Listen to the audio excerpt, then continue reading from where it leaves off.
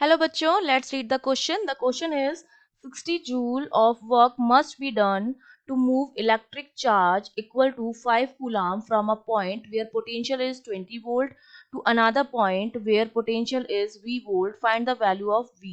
तो हमें इस V की वैल्यू कैलकुलेट करनी है। तो देखिए इस क्वेश्चन को सॉल्व करने के लिए जो हमारा की कॉन्सेप्ट रहेगा वो हमारा क्या रहेगा, हम जानते हैं कि जो हमारा वर्क डन होता है W that is equals to Q delta V, जहाँ पर Q चार्ज और डेल्टा V जो होता है वो हमारा क्या होता है, पोटेंशियल डिफरेंस होता है। ठीक है, अब हम किसी भी चार्ज को V2 पोटेंशियल से किसी ऐसी जगह पर ला रहे हैं जहां पर पोटेंशियल क्या है, V1 है। तो V2 की वैल्यू जो है वो तो हमको V1 से V2 पर ला रहे हैं। ठीक है, तो V1 की वैल्यू तो हमको गिवन है, कहाँ से हम लेके आ रहे हैं, 20 वोल्ट से लेकर आ रहे हैं, यहाँ पर इसकी वैल्यू V दे रखी है।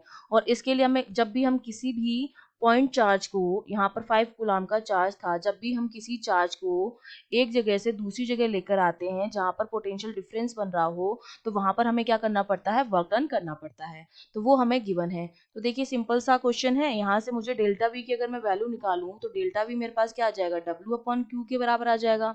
डब्ल्यू मुझे गिवन है 60 जूल और चार्ज मुझे गिवन है 5 कूलम। तो ये मेरे पास कितना हो गया, 60/5, दिस इज 12 वोल्ट के बराबर हो गया मेरे पास। तो डेल्टा वी मेरा क्या होता है, V2 माइनस V1, ये मेरे पास आ गया 12 वोल्ट के बराबर।